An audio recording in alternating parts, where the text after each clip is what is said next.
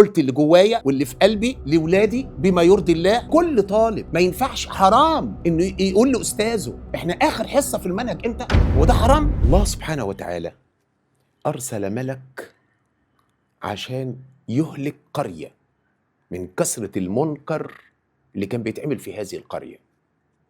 فاستأذن هذا الملك ربه ان هو يستثني عبد صالح، راجل كويس بيصلي وبيصوم، رجل صالح. فأمره الله سبحانه وتعالى أن يبدأ به. ليه؟ لأنه لم يحمر وجهه خجلا مما يرى. شاف المنكر وشاف الغلط وسكت عليه. الساكت عن الحق شيطان أخرس. ربنا سبحانه وتعالى خلقني كده، ما بقبلش الغلط، ما اعرفش اشوف الغلط واسكت عليه.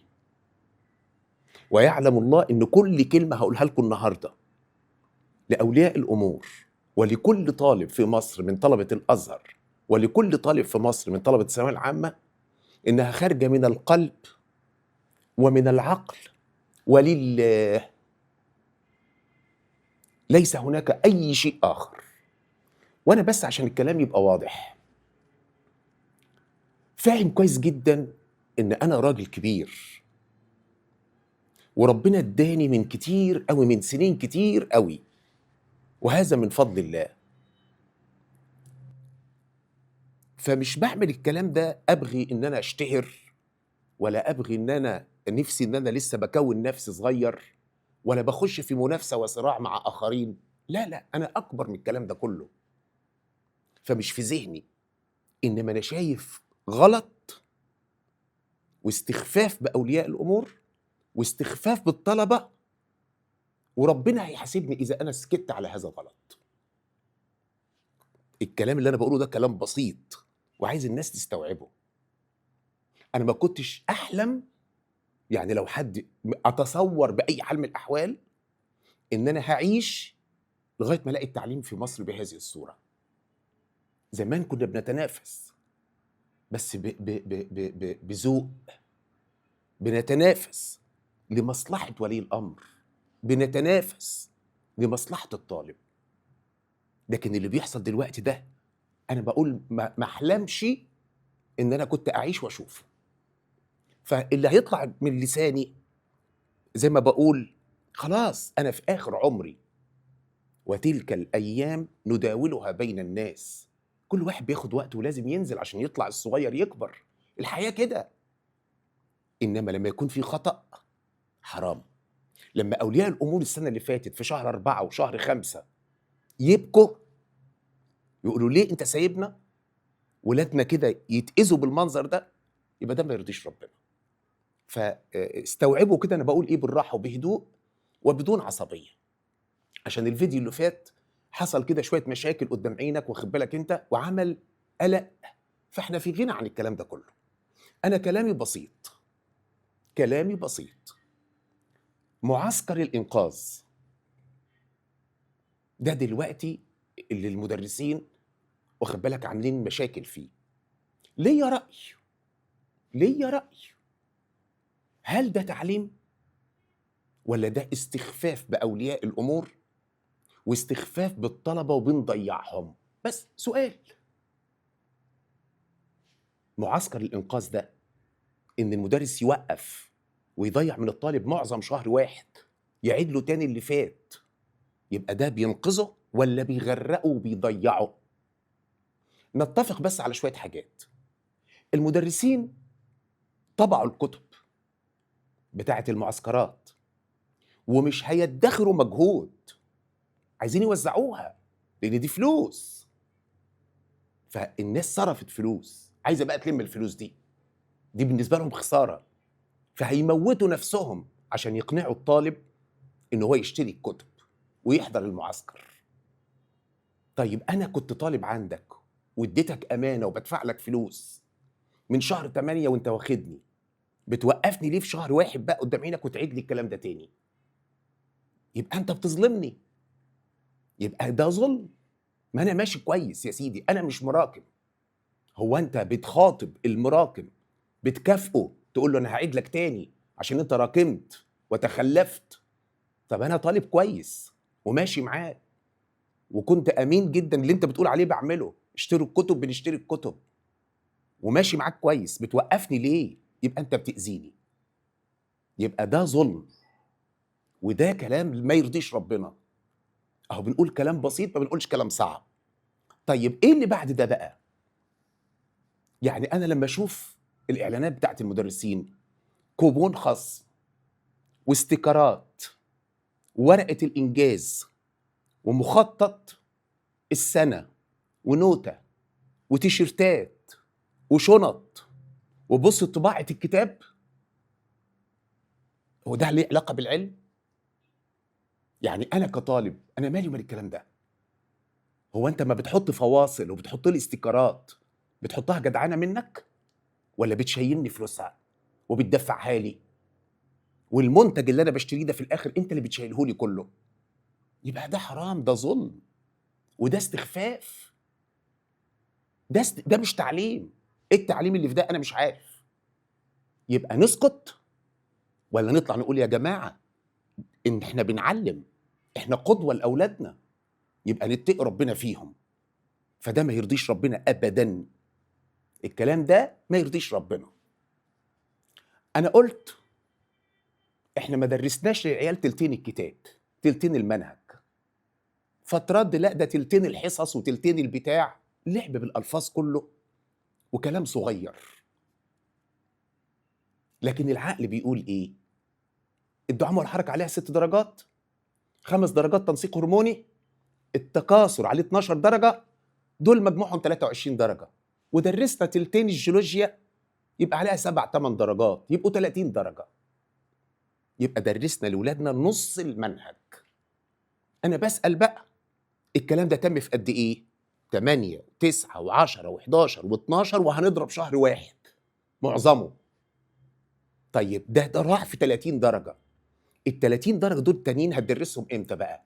في شهر 2 وشهر 3 عشان تلحق تعمل كتب تاني للمراجعه، وتبدا المراجعه مع شهر 4.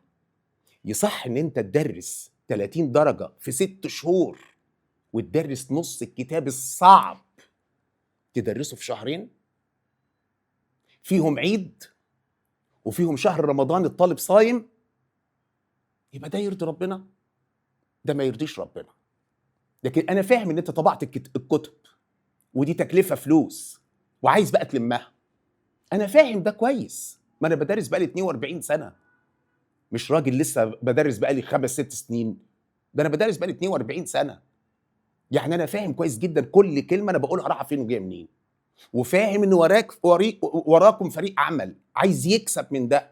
ما هو اللي بيبيع الكتاب بيكسب، فلازم يروج لهذا الكتاب. امال هيقعد كده وخلاص؟ ما هو عايز يبيع عشان يكسب هو كمان. فانا فاهم ان المنظومه كلها ماشيه غلط. اللي بيدفع بقى ثمن الكلام ده كله مين؟ اللي بيمول بقى الكلام ده كله مين؟ ولي الامر المسكين والطالب الغلبان. ضيعنا 6 شهور في 30 درجه، وهنكروت العيال في المناعه والدي ان ايه والجزء بتاع الجيولوجيا اللي هو اصعب جزء في المنهج، هنقوله في شهرين. يبقى ده يرضي ربنا؟ ما يرضيش ربنا. يبقى احنا بنعمل ايه؟ احنا بنضحك على الطلبه وبنضحك على اولياء الامور وبنسرق فلوسهم. ملهاش تفسير تاني عندي غير كده. هنقعد نجمل الموضوع؟ انا راجل واضح وكلامي بسيط ومش عايزين نلف وندور على بعض، بنقول كلام بسيط اهو. طب انا بقول الكلام ده عشان الطلبه تسيبكم وتجيلي؟ لا، لا، انا اكبر من الكلام ده. ده انا بقول الكلام ده ليه؟ عشان الطلبه هتحضر المعسكر ومش هتستفيد حاجه. انا بقول كلام بسيط اهو، وهيدفعوا فلوس في كتب، وبعدين هيترجعوا تاني يخشوا قدام عينك في مناعه ودي ان ايه، هيتكروت. والطلبه دي كلها السنه اللي فاتت في شهر 4 كانت بتعيط وجات للدكتور مجدي وسمعوا الدي ان ايه تاني وسمعوا المناعه تاني. ما ده ما يرضيش ربنا والله. وبعضهم سمع الدعامه والحركه والتنسيق الهرموني والتكاثر تاني. يبقى ده كلام يرضي ربنا؟ والله ما يرضي ربنا، والله ما يرضي ربنا. فده كلام مش صح، انا رفضه شكلا وموضوعا. وبقول لكل مدرس في كل ماده، لو بتحب ولاد الناس عشان ربنا يبارك لك في صحتك ويبارك لك في فلوسك ويبارك لك في اولادك وتتمتع باللي انت بتكسبه، اتقي ربنا في ولاد الناس وخلص لهم المنهج. ما نجيش بقى في شهر 4 ونبهدل العيال، ما نجيش في شهر 5 ونكثف وندي حصص مطوله ونتعب العيال. طب وبعدين؟ يبقى احنا كده بنضيع العيال. كلام بسيط وكلام ما فيهوش اي مشاكل اهو، عشان ما نضيعش وقت بقى في القصه دي والفيديو يبقى فتراته طويله ونضيع وقت ولاد الناس. عمالين نعمل في افلام وانشودات واغاني، كل ده يا جماعه مش تعليم، ده كله مش تعليم. انت سبت الخط بتاعك انك تبقى تعلم ولاد الناس، تخلص لهم المنهج. الدي ان ايه انا بقول تاني، مكتوب في كتاب الوزاره غلط، مكتوب في الكتب الخارجيه غلط، في كتب كل الملازم بتاعت المدرسين مكتوب غلط. صعب جدا واكبر موضوع عليه درجات. يصح نروح نشرح الكلام ده بقى في شهر 3؟ يرضي ربنا الكلام ده؟ والعيل مش عارف يحل، وبعدين يسيب حضرتك ويروح لمدرس تاني ويبدا من الصفر ويدفع فلوس تاني؟ ولا ندرس الكلام ده وبلاش بقى معسكرات، ما نضيعش شهر واحد ونبوظ الدنيا؟ يبقى هذا ظلم. انا كنت امين في ان انا شفت وضع غلط ورصدت هذا الكلام. ما بقولش بقى الطلبه تسيبهم وتجيلي، ما قلتش الكلام ده، يروحوا لحد تاني ما فيش اي مشكله. بس انا بقول لك يا ابني انت هتحضر المعسكر وهتدفع فلوس كتب وهتاخد قدام عينك المناعه والدي ان ايه مضغوطه، والصخور اصعب جزء في الجيولوجيا واكبر موضوع عليه درجات. اهو بقول كلام سهل، انت هتفاجئ بالمصيبه دي كلها. ازاي بقى ضيعت 6 شهور وبعدين تضغط الكلام ده كله في شهرين ولا شهرين واسبوع؟ هذا لا يرضي الله. يبقى ده كلام مش صح. اللهم اني لقد بلغت، اللهم فاشهد. يبقى دي امانه اهو، عشان ما نبهدلش ولاد الناس في شهر 4 وشهر 5. دي النقطه رقم 1. نقطه رقم 2، احنا كنا قلنا بالنسبه للدي ان ايه، احنا هننزل اول محاضره كانت يوم 29/12 يوم الاثنين. انا الحقيقه بعد تفكير هقدم التاريخ ده بس يومين 3 كمان، هقدمه. طب ليه هقدمه؟ سؤال.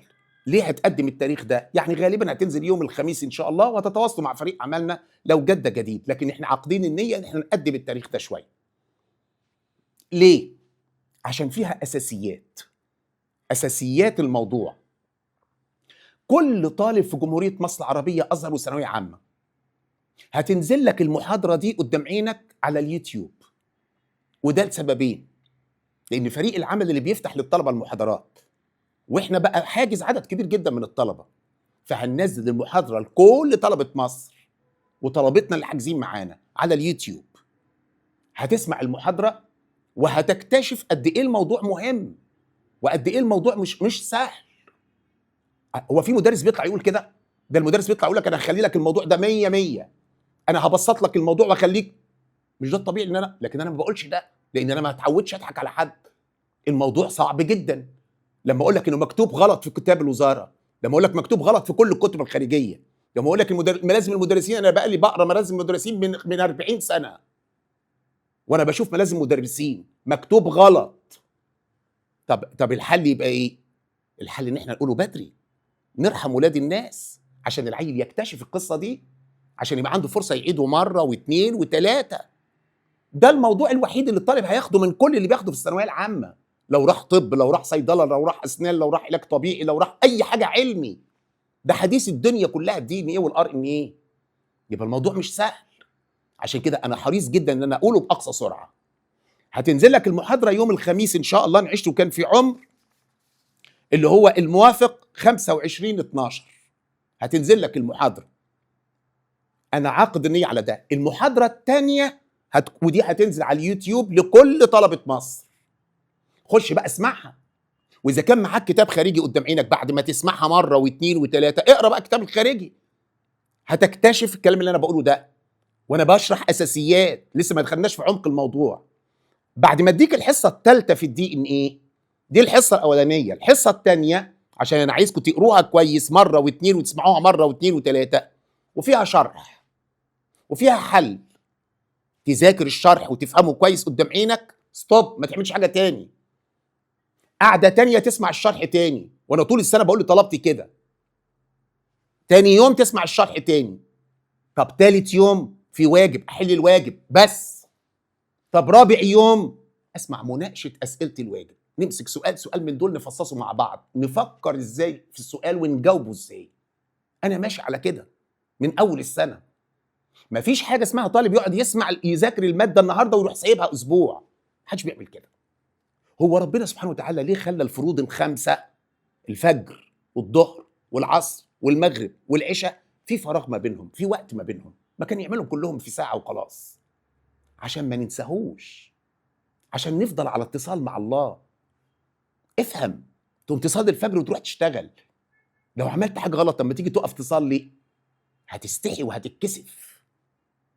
تصلي الظهر وتروح تشتغل في عصر. الفرق ده موجود عشان كده، التوقيتات كده. ما اقعدش بقى اذاكر النهارده فيزياء واروح سايبها، كيمياء واروح سايبها. ما انت عشان كده يا ابني بتشتكي ان انت بتنسى. الدكتور مجدي عامل لك المحاضره، اذاكرها ازاي؟ اسمع الشرح ستوب، تاني يوم اسمعه تاني وانا بشرح بدي اسئله، تذاكر بقى معايا. عملنا الكلام ده، في واجب، تقوم تخش تسمع الواجب تحله، مش هياخد معاك ساعه. انا عامل لك الاجابه اليوم اللي بعديه اسمع بقى مناقشه اسئله الواجب، كل ده في المحاضره. فبقت شغل مظبوط عشان تفهم القصه ماشيه ازاي. وقفت بعد الكلام اللي انا بقوله ده في حاجه بقى، انا مدي امر لكل الناس اللي بتشتغل معايا، محدش يتكلم في العلم، لان ما بثقش في حد غير في مجدي فوده. بعد اللي انا قلته ده، سمعت المحاضره، عندك مشاكل تتواصل مع فريق عملنا، تاخد رقم تليفوني وتكلمني انا شخصيا، هذاكر معاك وهخليك 100 ده اللي انا ناوي اعمله. المحاضره الاولى قلت هتنزل على اليوتيوب لكل طلبه مصر يوم الخميس 25/12. انا كنت قلت لكم الفيديو اللي فاتنا هنزلها 29، قدمتها شويه عشان عايزك تسمعها مره واثنين وثلاثه. المحاضره اللي بعدها هتبقى يوم الخميس اللي هو 1/1/2026، وعرفنا هنذاكر المحاضره ازاي زي ما انا رسلت لك خطه العمل. اسمعها ساعتين ونص شرح، تاني يوم اسمعها تاني ثبت المعلومات، تالت يوم احل الواجب، ثم مناقشه اسئله الواجب، نتناقش سؤال سؤال قدام عينك ونشوف قصته ماشيه ازاي. عملت لك اهو المحاضره الخميس، اول محاضره 25/12 هتنزل على اليوتيوب، قلت لكل الطلبه. ثم الخميس اللي بعده 1/1. بعد كده هنمشي ازاي؟ الاثنين والخميس. طب اخر محاضره في الدي ان ايه هتبقى يوم 26/1، اخر محاضره.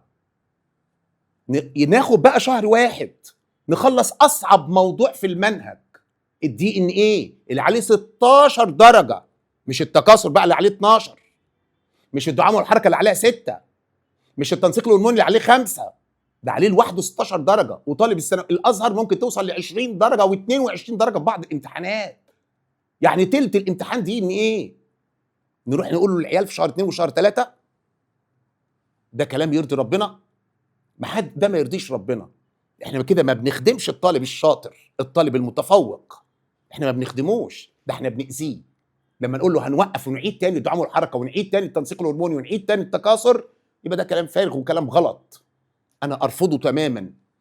اذا يا ابني انت وهو عايز تضيع شهر واحد في القديم اللي انت عندك شويه فكره عنه، وتاخد نص المنهج 30 درجه مضغوط بقى في شهر 2 وشهر 3 اللي فيهم شهر رمضان وفيهم العيد، انت عايز كده؟ وتخش بقى في شهر 4 وبعدين تلحم ده في المراجعات؟ يقول لك عشان تبقى شاطر في دول يبقى ما يتعبكش ايه؟ احنا اسمنا انسان يا اخي، ان اسمنا من كثره النسيان فهننسى. انا بقول الكلام اللي يرضي ربنا، انا هعمل ايه؟ الموضوع صعب، صعب، قولا واحدا. يبقى عندك صبر، تصبر على نفسك وتصبر على الدكتور مجدي. لكن انا وعدت وبقول وعده، هخلي كل طالب في مصر بيسمعني، هخليك اشطر من اشطر مدرس بيدرس الكلام ده قدام عينك بقاله 25 سنه. ده اللي اوعدك بيه، بس اللي اقول لك عليه تسمعه. انا مترتب عندي الموضوع بشكل معين واعتقد ان هو ده الصح، فانا عايز انقل اللي في دماغي ده انقله لكل الطلبه اللي بتسمعني، عشان لما تقعد في مدرج كليه الطب ولا صيدله ولا، لازم هتاخد الكلام ده تبقى تدعي بقى للدكتور مجدي، تبقى تدعي له والله الذي لا اله الا هو، ساعات الاقي تليفون جاي لي قدام عينك، والله انا صادق، من طالب او من طالبه تقول لي انا لسه خارجه من المحاضره وحضرتك جيت في بالي والدكتور بيشرح الدي ان ايه، فقلت لازم اطمن على حضرتك واطمن على صحتك، انت عامل ايه حضرتك؟ متشكرين على التعب اللي تعبته معانا في الثانويه العامه. بس هو ده اللي انا عايزه، دي قمه النجاح، مش عايزين حاجه من الدنيا اكتر من كده. لما اقول لك ان طلبتي اساتذه في كل كليات مصر، والله برضو انا صادق في ده، اساتذه في كل كليات مصر، ثق في ان القسم اللي انا بقسمه ده قدام عينك مش من فراغ، مش من فراغ. هو ده النجاح ودي البصمه، ده النجاح ودي البصمه، انك تاثر في الناس. ربنا ينفعكم باللي احنا بنقوله ده. طب يا دكتور مجدي، انا كنت مقصره، كتير جدا من الطلبه بعد الفيديو اللي فات ده تواصلوا معايا، انا ما كنتش 100 في الدعامه والحركه والتنسيق الهرموني والتكاثر، مش 100 والجيولوجيا مش 100. حبيبي اشغل دماغك باللي انا بقوله دلوقتي. الدي ان ايه ده مشكله، المناعه دي مشكله، الجزء الخاص بالجيولوجيا ده مشكله. انما انا بقول تاني اهو، ده وعد انا بوعده، هعمل التنسيق الهرموني كاملا شرح تفصيلي في محاضره واحده، ومش محاضره هتقعد 10 ساعات، ده انا هحط كل طاقتي وخبرتي في اقل فتره زمنيه ممكنه، بس مش هسيب كلمه في الكتاب، مش هشرحها.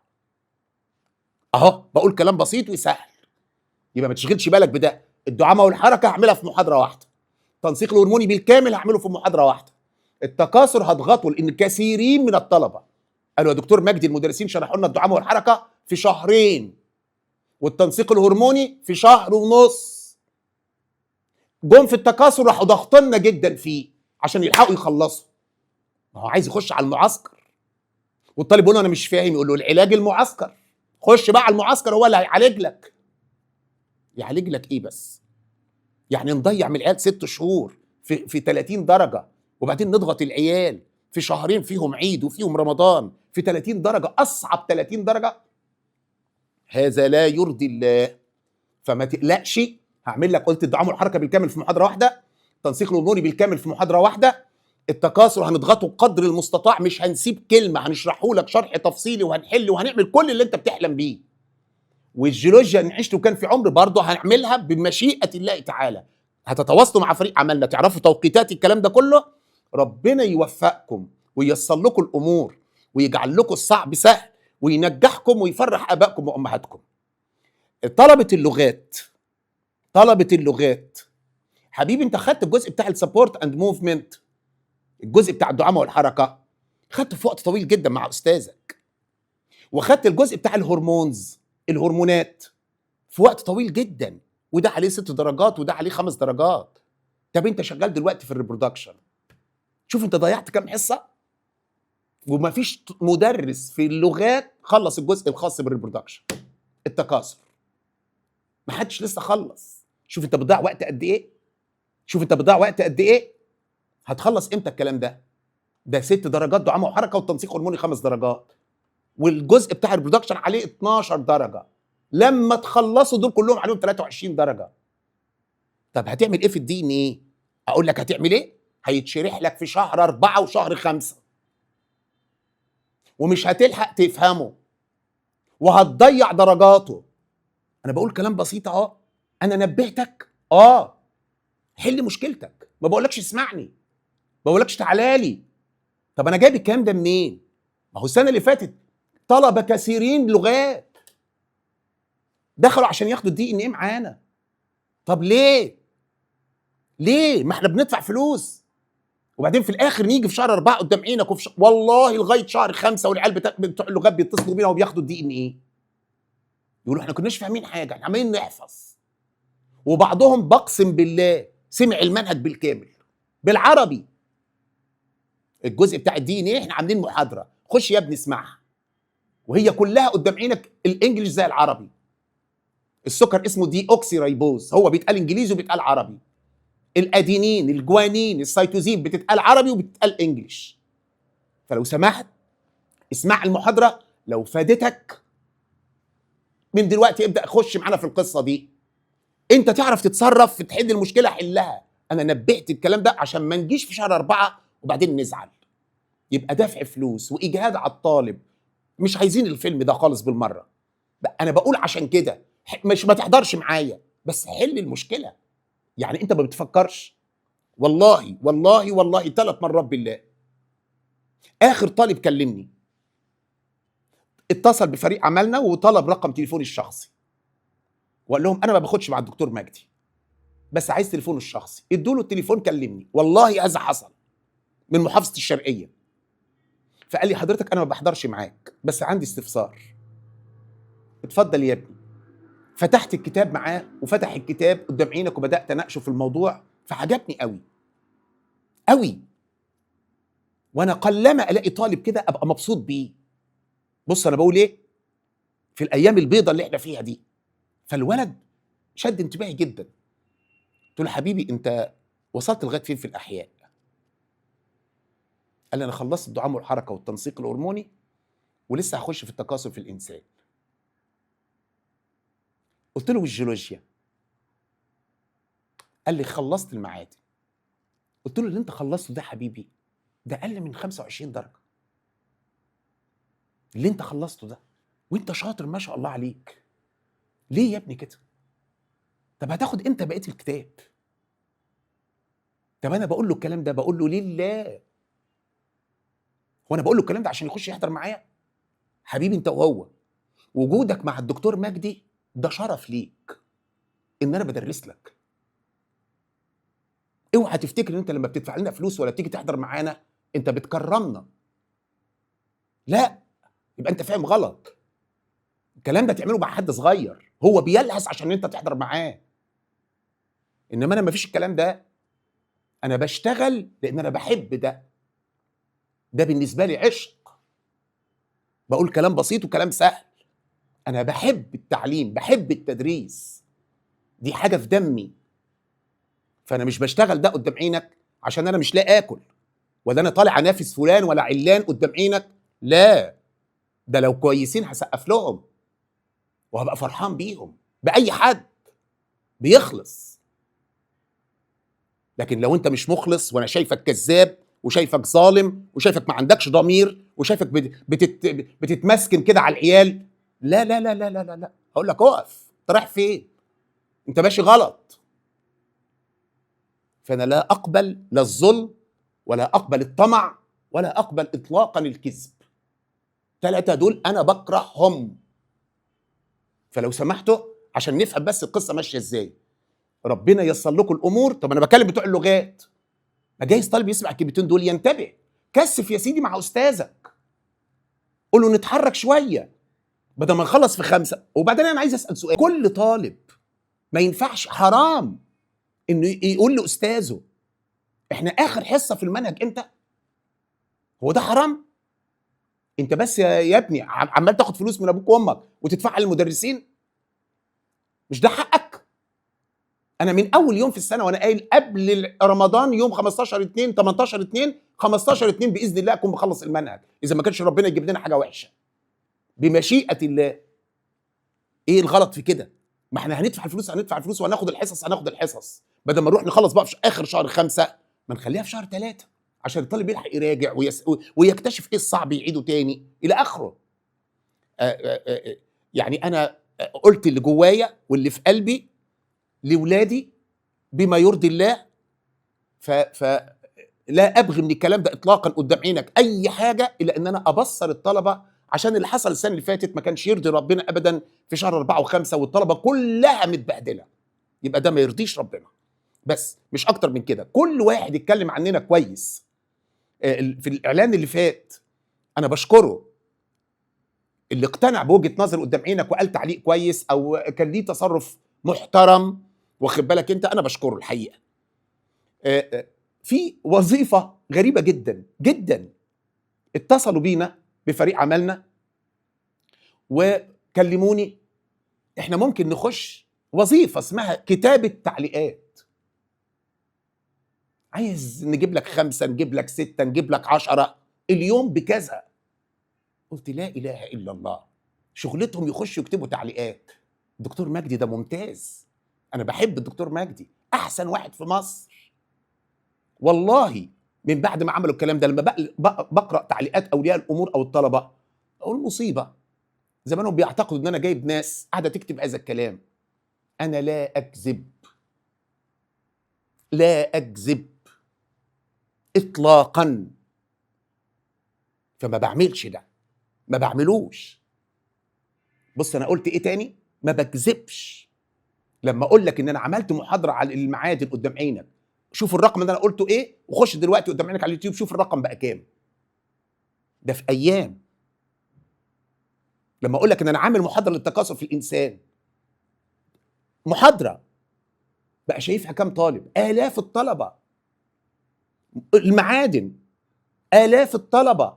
النباتات الزهريه وصلت اكتر من 255 الف طالب. كل طالب في مصر عايز تعرف انت ماشي صح ولا ماشي غلط، خش اسمع الكلام ده.